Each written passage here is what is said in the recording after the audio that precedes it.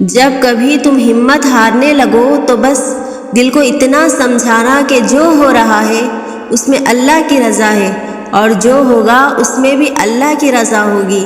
پتہ ہے ہم بے سکون تب ہوتے ہیں جب ہم اللہ پر اس طرح یقین نہیں رکھتے جیسے رکھنا چاہیے، تو پھر ہمارا دل بے چین رہتا ہے اور ہر چیز بے معنی اور اداس سی لگتی ہے۔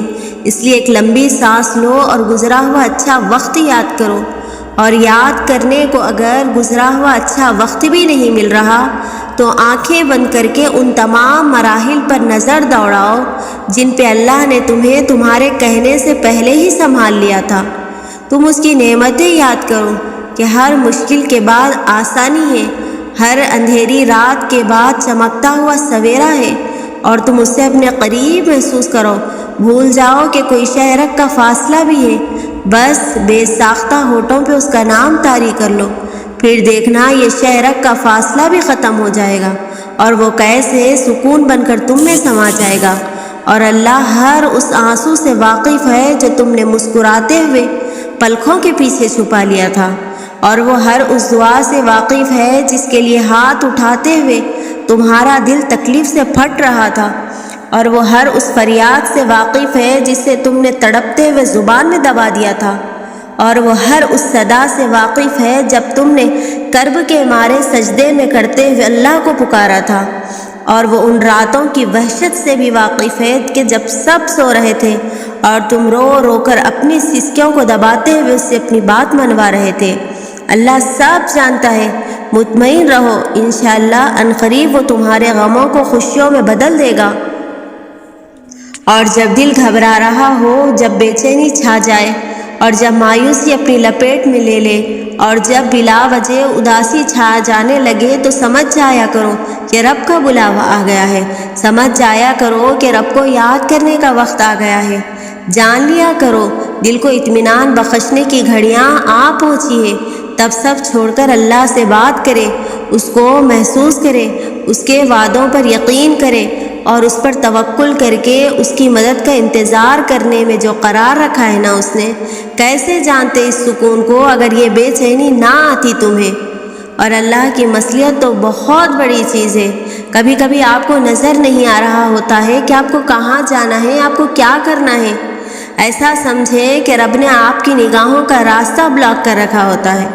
آپ کی نگاہیں وہ نہیں دیکھ سکتی جو آپ کا رب آپ کے لیے کر رہا ہوتا ہے، جو رب دیکھ رہا ہوتا ہے۔ کیوں؟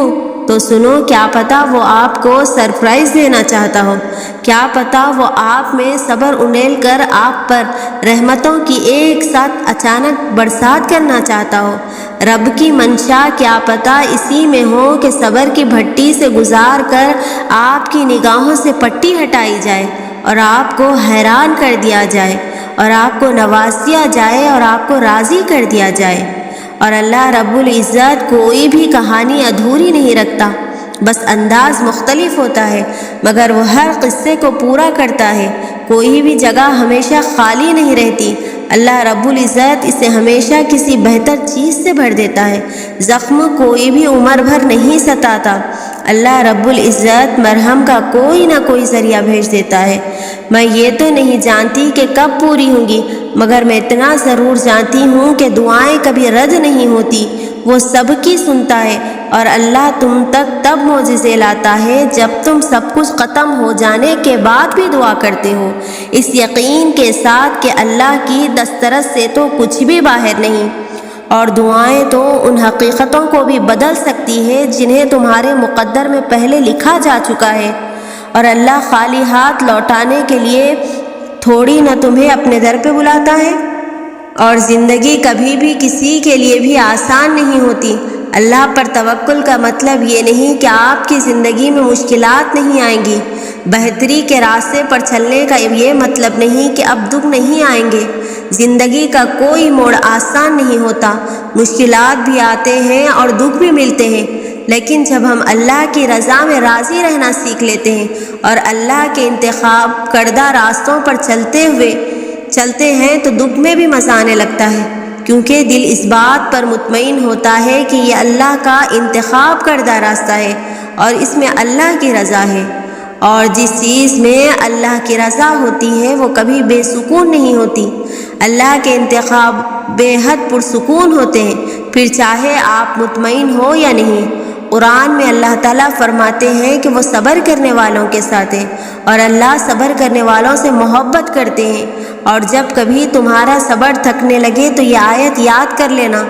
لوگ پوچھتے ہیں کہ درد میں سکون کیسے ہو سکتا ہے؟ تو سنو، جب تم صبر اس لیے کرتے ہو کہ اللہ نے کہا ہے، اور جب تم صبر اس لیے کرتے ہو کہ یہی اللہ کی رضا ہے، جب تم یہ جان لیتے ہو کہ اگر صبر کریں گے تو اللہ میری طرف مسکرا کر دیکھے گا، تب وہ درد بھی سکون دینے لگتا ہے۔